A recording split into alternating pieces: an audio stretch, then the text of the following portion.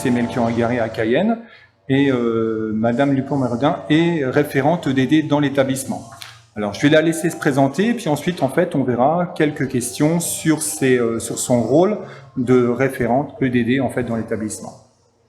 Alors, je suis en premier lieu PLP Biotechnologie Santé Environnement. Et récemment, ça date de septembre 2019, j'ai été nommée référente en éducation et développement durable au sein du lycée Melchior-Garret. Voilà. Alors moi, je voulais vous demander tout de suite, en fait, comment ça s'est fait, cette nomination de référente EDD? Alors, j'ai exprimé à ma hiérarchie le désir de m'investir dans l'éducation et le développement durable. C'est vraiment une proposition, j'étais force de proposition, et donc elle a été accueillie avec empressement, et donc tout a été mis en place pour que je prenne les fonctions dès cette rentrée. D'accord, merci. Quelle était votre motivation? Est-ce que vous avez des éléments, peut-être dans votre cours, dans vos préoccupations de citoyens qui vous ont poussé à faire cette demande, à être référente EDD? Alors, en tant que professeur de biotechnologie santé environnement, nous avons un gros volet, notamment en PSE, prévention santé environnement, pour les élèves de la filière CAP à la filière Bac Pro. Et donc, en prodiguant ces enseignements, je me heurtais toujours à une compétence qui était de pouvoir évaluer les élèves dans un projet EDD. Voilà. Et donc, l'année dernière, j'ai piloté un projet autour d'un jardin potager. Il s'agissait de réaliser un web documentaire avec une équipe pluridisciplinaire. Et c'est à l'issue de ce projet, justement, que j'ai eu envie de m'investir davantage en voyant comment les élèves étaient enthousiasmés et impliqués dans cette thématique. Donc j'ai eu envie vraiment de passer à une partie plus concrète. D'accord. Est-ce que vous savez déjà en fait un petit peu quelles vont être vos missions au cours de l'année, les différentes tâches d'une personne qui est référente EDD? Alors la référente EDD, s'il fallait résumer en 2 mots, ce serait implication et engagement, qu'on pourrait décliner en écoute, la capacité d'écouter les collègues, d'aller vers les collègues, d'impulser, de proposer, de dynamiser, de coordonner les projets et puis surtout de mettre en place des partenariats pérennes avec les partenaires extérieurs et de pouvoir mettre en place une culture de l'éducation et du développement durable au sein de l'établissement. C'est vraiment une mission à double flux qui montre finalement le côté pivot du référent EDD. Alors quand je vous écoute, j'ai l'impression que vous êtes déjà pas mal impliqué dans la démarche E3D, établissement en démarche de développement durable, parce qu'on retrouve un petit peu les items effectivement que vous venez de dire. Alors, effectivement, notre établissement a été labellisé en démarche de développement durable, et donc nous poursuivons cet objectif pour gravir les échelons. Alors, dit comme cela, ça ressemble à une course aux médailles, mais plus sérieusement, pour pérenniser et puis faire entrer, comme je vous le disais, dans la culture de l'établissement, cette pratique éco-responsable. Alors toute personne qui est référente EDD, en général, en fait, essaie d'assister à des conseils particuliers, à des réunions particulières dans l'établissement. Est-ce que c'est votre cas? Alors, j'ai eu l'occasion de présenter des projets au conseil d'administration. Donc, pour l'instant, je n'ai pas encore été sollicitée sur d'autres thématiques, mais je souhaite pouvoir être utile, en tout cas à mon niveau, s'il fallait réagir sur cette thématique. Alors, les réunions entre personnels en fait impliqués dans le fonctionnement de l'établissement, c'est une chose. Et par rapport aux élèves, est-ce que vous avez des réunions avec les éco-délégués? Est-ce que vous allez les mettre en place? Alors, vous avez dit le mot-clé, éco-délégué, puisque cette année, c'est la grande nouveauté. Et donc, nous avons procédé au recrutement des éco-délégués de manière très diplomatique, démocratique, on va dire, qui s'est faite en même temps que l'élection des délégués lambda. Donc ils se sont désignés et leurs camarades les ont élus. Voilà, c'était la première étape. Et puisque nous sommes une grande machine, j'ai envie de dire, à Melchior, nous avons 68 éco-délégués.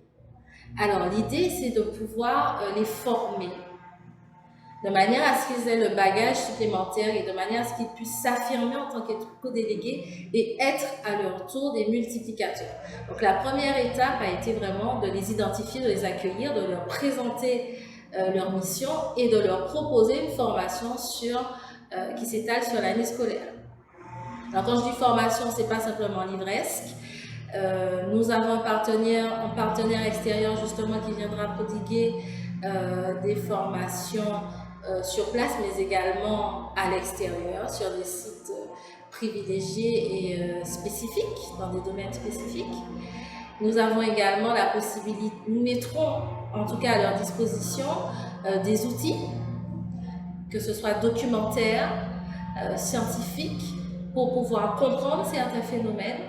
Et puis ensuite, on leur donnera la possibilité d'exercer leur rôle de transmission auprès de leurs pairs. Très bien, bon, ça paraît, c'est un beau programme. Quels sont en pratique, quels sont un petit peu les moyens de communication que vous avez avec les élèves? Comment est-ce que vous arrivez à les joindre pour en fait faire des réunions? Comment doivent faire les CPE ou les enseignants en fait qui veulent se lancer également dans ces actions? Comment est-ce qu'on arrive facilement en fait à joindre les élèves? Alors tout a commencé au moment du recrutement des élections des éco-délégués. Alors je me suis rapprochée de la CPE, référente en vie lycéenne. Voilà. Et donc ça a été tellement plus facile parce qu'elle a le listing des élèves, elle les connaît en plus. Donc on a pu les regrouper, on a pu les identifier et puis la création d'un groupe WhatsApp s'est fait tellement naturellement qu'aujourd'hui, nous communiquons essentiellement par ce moyen. Alors, hormis cela, le site du lycée nous a permis d'héberger une rubrique éco-déléguée qui n'est pas encore active puisque nous attendons vraiment d'avoir des manifestations pour faire un retour en images très riche.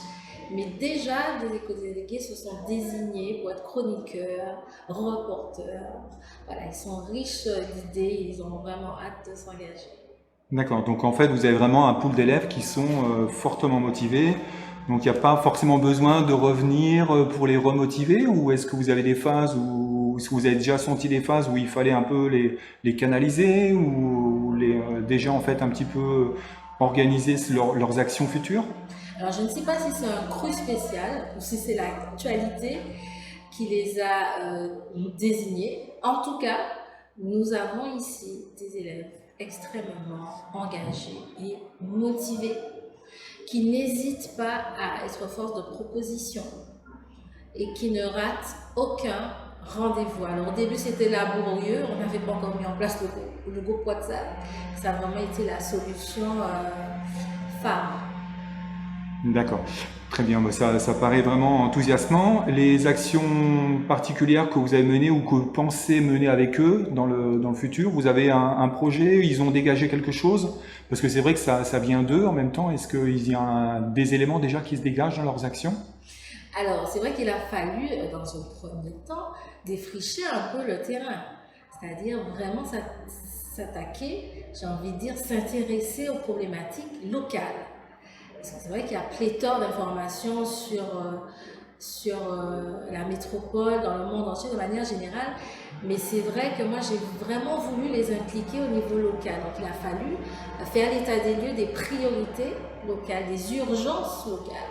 Alors nous avons dégagé quelques axes, locales en Guyane, mais aussi locales dans l'établissement. Alors nous avons mis en évidence le premier axe, la première thématique qui était de comprendre les impacts du changement climatique en Guyane. Et donc de cette réflexion est né un projet, une exposition itinérante qui aura lieu très récemment, très prochainement, et dans laquelle les éco-délégués seront véritablement des ambassadeurs puisqu'ils auront à effectuer une visite guidée auprès d'élèves de CM1, d'élèves de 5e, donc ils seront vraiment dans leur rôle. Ensuite, au lycée Melchior, nous hébergeons également un lycée hôtelier. Et donc, la filière restauration étant très présente, nous avons également identifié une problématique qui est celle de la réduction des déchets issus de la restauration. Donc, nous allons également mettre un projet dans ce sens. Alors, quand je dis projet, ce n'est pas tellement l'aspect événementiel, hein, c'est vraiment, comme je disais, mettre en place une culture pérenne. Le troisième axe, il s'agit de la réduction des déchets, mais en termes de consommation. Alors, devenir un consommateur responsable. Envisager l'objet comme étant un objet de longue durée. Passer du jetable au durable. Et pour cela, là aussi, nous avons des idées qui foisonnent de partout. Et le dernier axe, qui cadre bien avec notre environnement en Guyane, il s'agit de la biodiversité. Connaître la biodiversité pour pouvoir en être des protecteurs. Voilà. Très bien, ça, vous couvrez effectivement en fait les objectifs également académiques. Donc je vous félicite, c'est vraiment, on a vraiment quelque chose de complet. Vous allez, je pense, faire intervenir des partenaires extérieurs. Sur l'exposition, c'est une exposition qui vient d'un organisme particulier? Alors, je me suis rapprochée de la DEAL, qui est d'ores et déjà un partenaire privilégié pour tout ce qui était documentation. Et donc, ils ont mis à disposition des affiches. Ensuite, l'ADEME a joué le jeu en relayant, en donnant aussi de la documentation. La CEPANGUI, qui sera notre organisme formateur auprès des éco-délégués. Et puis nous avons la Canopée des sciences avec laquelle nous avons déjà un partenariat qui pourra faire des interventions un peu plus pratiques, techniques avec nous. Mais de manière générale, les partenaires sont disposés à fonctionner avec les établissements en direction des élèves. Vraiment, c'est ce que j'ai observé, c'est ce que j'ai noté en tout cas.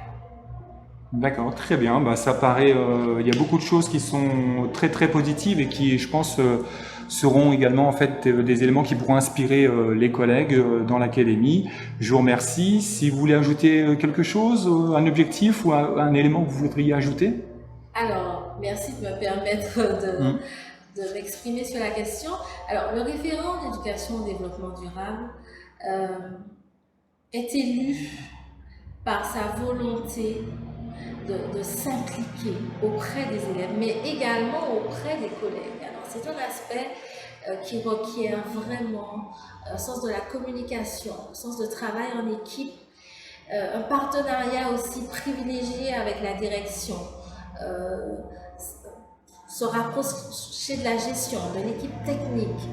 C'est vraiment quelqu'un qui est en mouvance, qui n'est plus sédentaire et qui va à la rencontre des partenaires, des autres, dans l'intérêt des élèves et dans l'intérêt aussi de l'environnement immédiat. Voilà. Donc, si je peux encourager les collègues en leur disant que ce n'est pas une affaire simple, mais c'est aussi tellement gratifiant parce qu'autour nous avons des partenaires qui sont prêts à nous aider et à nous emboîter le pas. Très bien, merci beaucoup. Je vous remercie. Bonne journée. Donc voilà, c'était une interview de Madame Lupon-Méredin, référente EDD au lycée Melchior Garret. Merci.